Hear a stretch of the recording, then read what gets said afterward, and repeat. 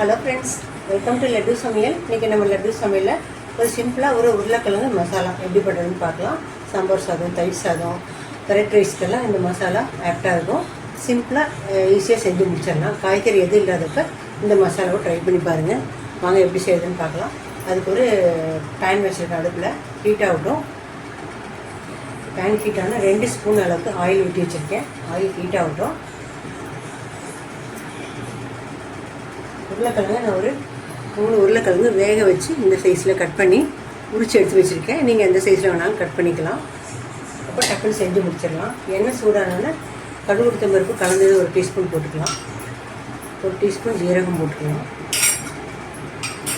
அதனால் கொஞ்சமாக பெருங்காயத்தூள் சேர்த்துக்கலாம். பெருங்காயத்தூள் கம்பல்சரி உருளைக்கிழங்குக்கு சேர்க்கணும். கேஸுங்கிறதுனால பொரியட்டு இதெல்லாம்.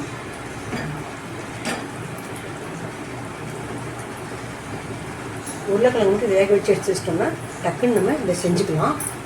கடுகு சீரகம் பொரியட்டும். நான் ஒரு பெரிய வெங்காயம் கட் பண்ணி வச்சுருக்கேன். 2 பச்சை மிளகாய், கொஞ்சமாக கருவேப்பிலை எடுத்து வச்சுருக்கேன்.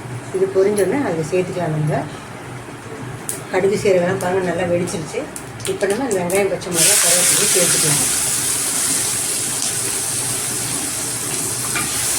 வெங்காயம் சேர்த்தாமல் கூட வெறும் மசாலா மட்டும் போட்டு செய்யலாம். வெங்காயம் சேர்த்தா இன்னும் கொஞ்சம் ஃப்ளேவராக இருக்கும். வெங்காயம் வதங்கிட்டு கொஞ்சம் நேரம்.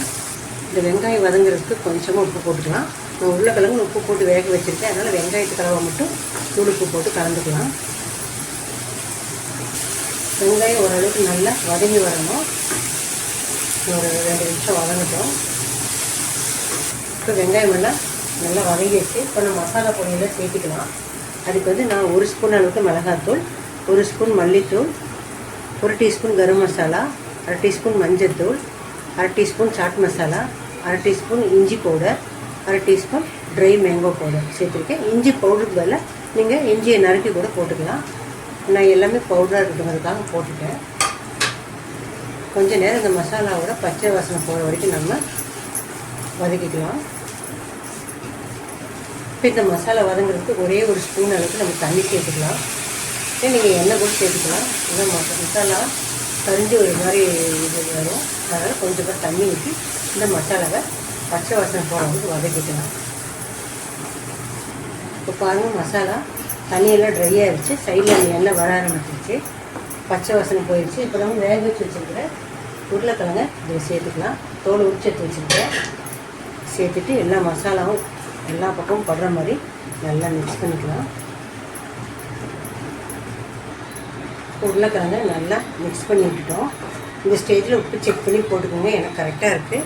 இப்போ லாஸ்ட்டாக இதில் இறக்கும்போது கொஞ்சமாக 1 ஸ்பூன் அளவுக்கு கசூரி மேத்தியை நல்லா க்ரஷ் பண்ணி போட்டுக்கலாம். அதோட கொஞ்சமாக கருவேப்பிலை நறுக்கி வச்சுருக்கேன், போட்டுக்கலாம். நீங்கள் மல்லி இலை இருந்தால் கூட போட்டுக்கலாம். என்கிட்ட மல்லி இலை இல்லை, அதனால் நான் போடலை. நீங்கள் இருந்துச்சுன்னா போட்டுக்கோங்க. வெந்தயக்கீரை ஆப்ஷனல் தான். வேணும்னா போடுங்க, இல்லைன்னா வேண்டாம். அவ்வளோதான். மிக்ஸ் பண்ணி இறக்கிட்டோம்னா நம்மளுடைய சூப்பரான உருளைக்கிழங்கு மசாலா சிம்பிளாக அட்டகாசமாக ரெடி ஆகிடுச்சு. உருளைக்கிழங்கு மட்டும் வேக வச்சிட்டோம்னா டக்குன்னு இது செஞ்சு முடிச்சிடலாம். காய்கறி இல்லாதப்ப நீங்களே இதே மாதிரி ட்ரை பண்ணி பாருங்கள். பிடிச்சிருந்தால் லைக் பண்ணுங்கள், ஷேர் பண்ணுங்கள், கமெண்ட் பண்ணுங்கள். என்னோடய சேனலை சப்ஸ்கிரைப் பண்ணுங்கள். மறக்காமல் பெல் ஐக்கானையும் கிளிக் பண்ணுங்கள். தேங்க்ஸ் ஃபார் வாட்சிங்.